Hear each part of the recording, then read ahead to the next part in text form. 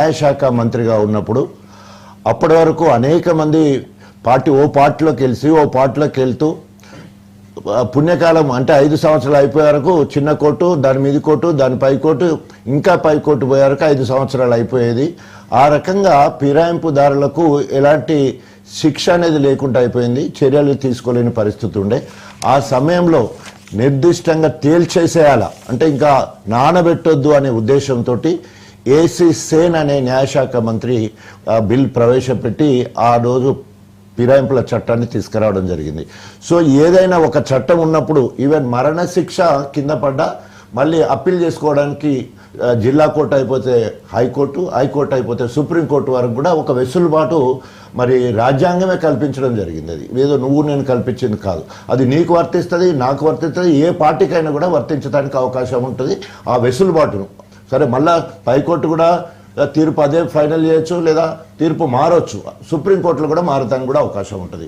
So కాబట్టి అట్లా అయిన తర్వాత ఇంకా ముందుకు పోయి మరి రాహుల్ గాంధీ గారు పంచ్ న్యాయాన్ని పెట్టేసి రాజ్యాంగాన్ని చేతిలో పట్టుకొని మరి కన్యాకుమారి నుంచి వెళ్ళి కశ్మీర్ వరకు తిరుగుతున్నప్పుడు చెప్పు న్యాయం గురించి, రాజ్యాంగం గురించి గొప్పగా, ఈ ఫిరాయింపుల గురించి గొప్పగా మాట్లాడినందుకే వారు ఏఐసిసి అధ్యక్షుడు ఖర్గే గారు వాళ్ళ మేనిఫెస్టోలో పెట్టారు, పార్టీ ఫిరాయింపుల చట్టాన్ని పగడ్బందీగా మేము అమలు పరుస్తామని చెప్పేసి మరి ఏఐసిసి మేనిఫెస్టోలో పెట్టారు.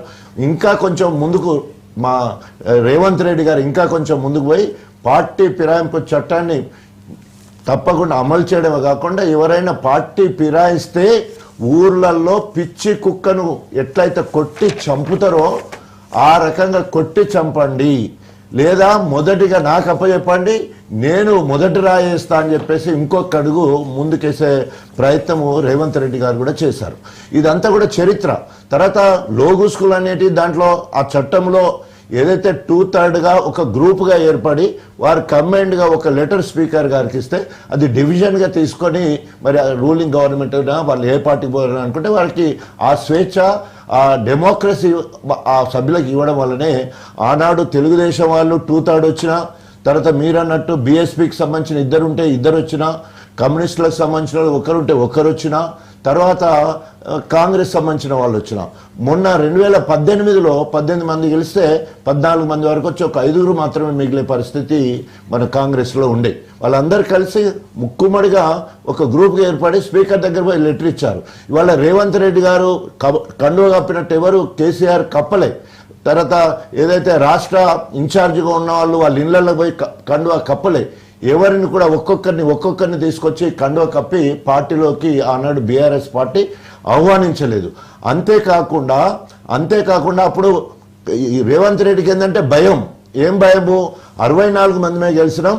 అప్పటికే కడియం శ్రీరావు మాట అన్నాడు బీఆర్ఎస్ పార్టీలో ఉన్నప్పుడు, మేము 39 మంది ఉన్నాం, ఎంఐఎం వాళ్ళు బీజేపీ వాళ్ళు అందరం కలిస్తే ఒక 5 అటు సైడ్ వాళ్ళని ఇటు తీసుకొచ్చాయంటే రేవంత్ రెడ్డి ప్రభుత్వం 6 నెలల్లో కుప్ప కూలిపోతుంది అని చెప్పేసి మరి కడియం శ్రీహరే వరంగల్ నుంచి వెళ్ళి బీఆర్ఎస్ పార్టీ జనగాం జిల్లా ఆఫీస్ నుంచి వెళ్ళి మాట్లాడడం జరిగింది.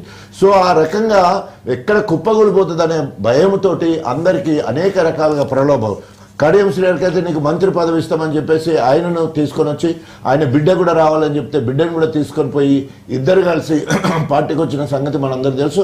ఆయన వెయిట్ ఎట్లా పెరిగింది, కూలగొడతాడన్నాడు కడియం శ్రీహరి కాబట్టి ఆయననే లాక్కుంటే బాగుంటుంది. మేము అసలు సిసైన బీఆర్ఎస్ వాళ్ళము, ఇటు మేయర్ విజయలక్ష్మి గారు కావచ్చు, అదే కేకే గారు, వాళ్ళిద్దరూ, ఆయన సెక్రటరీ జనరల్, ఈమె మేయరు, అట్లాగే ఎంపీగా వాళ్ళ బిడ్డ కడియం శ్రీహరికి, కడియం శ్రీహరి ఎమ్మెల్యే, వీళ్ళు వచ్చేది ఉంటే ఈ 4 వచ్చేదంటే బీఆర్ఎస్ పార్టీ మీద పెద్ద దెబ్బ పడుతుందని రేవంత్ రెడ్డి ఒక ప్లాన్ చేసుకోవడం, ఆ ఉచ్చులో వీళ్ళు పడడం అయిపోయింది. సో అక్కడ మొదలై 10 దగ్గర ఆగిపోవడంతో వాళ్ళు ఏ ఆశలు అయితే పెట్టుకున్నారో అడియాశలు అయిపోయినాయి. అనుకున్న 25-26 మంది పార్టీ ఫిరాయింపలేకపోయింది కాబట్టి ఈరోజు డివిజన్ రాకుండా ఉండడం వల్ల వాళ్ళకి ఇలా కష్టాలు పడ్డాయి. సో ఇక్కడ దాకా వచ్చిన తర్వాత మొన్న రేవంత్ రెడ్డి గారితో స్వయంగా 8 మంది కలిసి మరి రేవంత్ రెడ్డి గారు వారికి ఉద్బోధన చేశారు. ఒక పార్టీ నేతగా ముఖ్యమంత్రిగా ఉన్న రేవంత్ రెడ్డి గారే స్వయంగా మేము బీఆర్ఎస్లో ఉండమని చెప్పిండు. తర్వాత మేము అభివృద్ధి కోసమే పోయినామని చెప్పమన్నారు. ఒకటి బీఆర్ఎస్ పార్టీలో ఉండడానికి, బీఆర్ఎస్ పార్టీలో ఈ దాదాపు సంవత్సరన్నర కాంచెలు వాళ్ళు తీసుకున్న కార్యాచరణ ఏంటి? తెలంగాణ భవన్కి వచ్చారా, కేసీఆర్ కలిసారా, ప్రజా వ్యతిరేక విధానాలు లేదా ఇచ్చిన హామీలు నెరవేర్చకపోతే కాంగ్రెస్ని ఎక్కడన్నా నిలదీశారా? నెంబర్ 1. ఈ 10 మంది వాళ్ళు ఇతర ఎమ్మెల్యేల కంటే ఏ రకంగా అభివృద్ధి కోసమే పోతే ఏమి అభివృద్ధి అదనంగా తీసుకొచ్చారు? మిగతా ఎమ్మెల్యేల కంటే వీళ్ళకి ఏమైనా ఎక్కువ ఇచ్చారంటే ఎక్కడ కూడా ఆనవాళ్ళు కూడా అట్లాంటివి లేవు. సో రేవంత్ రెడ్డి గారు పలుకుమన్నట్టు చిలుక పలుకులు మరి స్పీకర్ వాళ్ళు మాట్లాడడం జరిగింది. ఏం మాట్లాడారు? అక్కడ పోయి మేము బీఆర్ఎస్ పార్టీలో ఉన్నాం, అభివృద్ధి కోసం పోయినాం అని చెప్పేసి మన స్పీకర్ గారి దగ్గర మాట్లాడడం జరిగింది. మాత్రం ఇప్పటి వరకు మాట్లాడలేదు. వారు డైరెక్ట్ గా బిడ్డ కోసం ప్రచారం చేయడమే కాకుండా మొన్న 15 రోజుల కింద కడియం శ్రీహరి అప్రూవల్ గా మారి నేను కాంగ్రెస్ పార్టీలో చేరాను రేవంత్ రెడ్డి ఆహ్వానం మేరకు అని పెద్దపిండాలి అనే గ్రామంలో బహిరంగ సభలో కూడా మాట్లాడడం జరిగింది. ఈ అప్రూవల్ మారిన తర్వాత శిక్షే కదా, శిక్ష పెద్ద శిక్ష చిన్న శిక్ష ఎంత అనేది ఉంటుంది తప్పకుండా. రాజా గారు అది కాలం తెలియజేస్తుంది.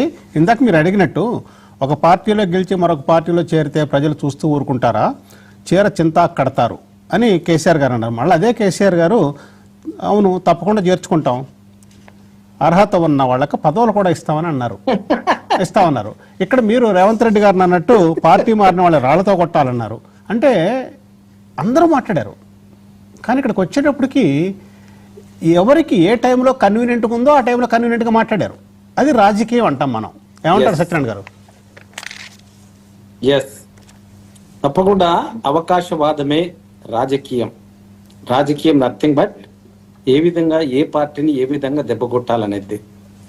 కానీ ఆనాడు 1983లో గెలిచినటువంటి తెలుగుదేశం పార్టీ ఫిరాయించినటువంటి ఎమ్మెల్యేలు నాదెండ్ల భాస్కర్ రావు పక్షాన పోతే మైనారిటీలో ఎన్టీ రామారావు పడిపోతున్నారని ఆ రోజు ఇందిరాగాంధీ ఉండే మరి అప్పుడు చట్టాన్ని తీసుకొచ్చినారు.